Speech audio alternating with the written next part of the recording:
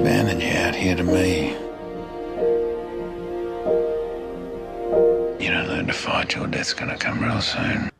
Well, Guy, I was thinking, after Priscilla, The Proposition, and this, you must be a sucker for doing movies in the outback. I am, but only as long as there's English actors out with us that I can watch, try and deal with flies. We had Terence, obviously, and then Emily Watson and Ray Winston, and then on this we've got Rob Pattinson. So it's fun watching English people deal with them in the flies. Now, your character, Eric, just describe him a little bit, because he didn't really have a lot to go on, basically. No, and he is a hard man to describe at this point in the film anyway, and one of the things I needed to talk to David about was who he used to be, who he was before we meet him in the film, and even probably 10 years before that, because, obviously with the collapse of the sort of financial world and civilization to some degree around us, Eric, my character, has committed a serious crime and was never caught for it. So he's just, he feels humanity's given up on him and he's given up on humanity. So on some level he's gone back to becoming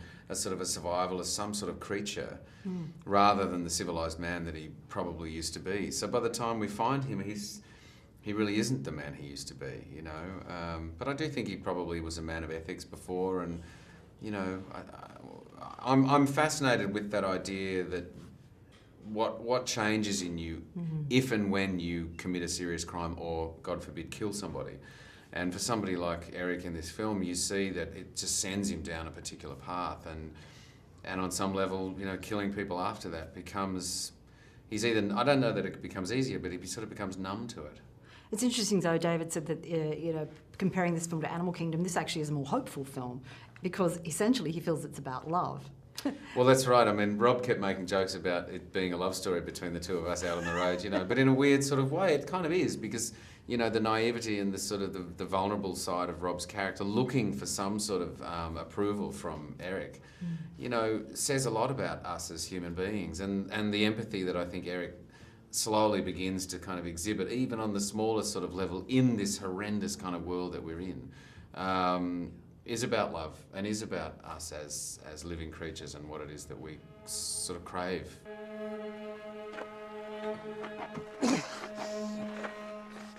What you doing with this car? It's my brother's car. Who's your brother? Yeah, there's something quite so strange about the script. It even looked different on the page.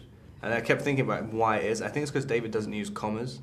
And it's like these kind of blocks of dialogue with like three-word sentences and stuff.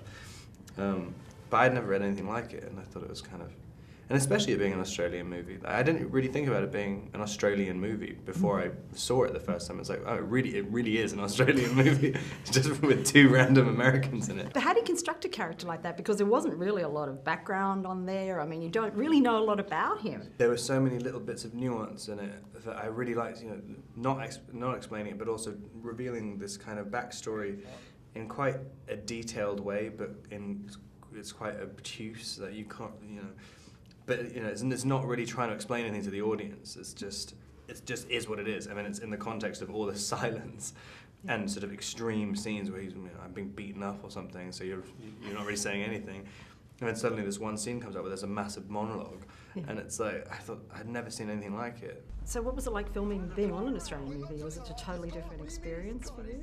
We were 9 hours north of Adelaide, and you follow the old train track out, and then every 100 miles, so there's like one old abandoned house that's full, and it's like, what were you thinking?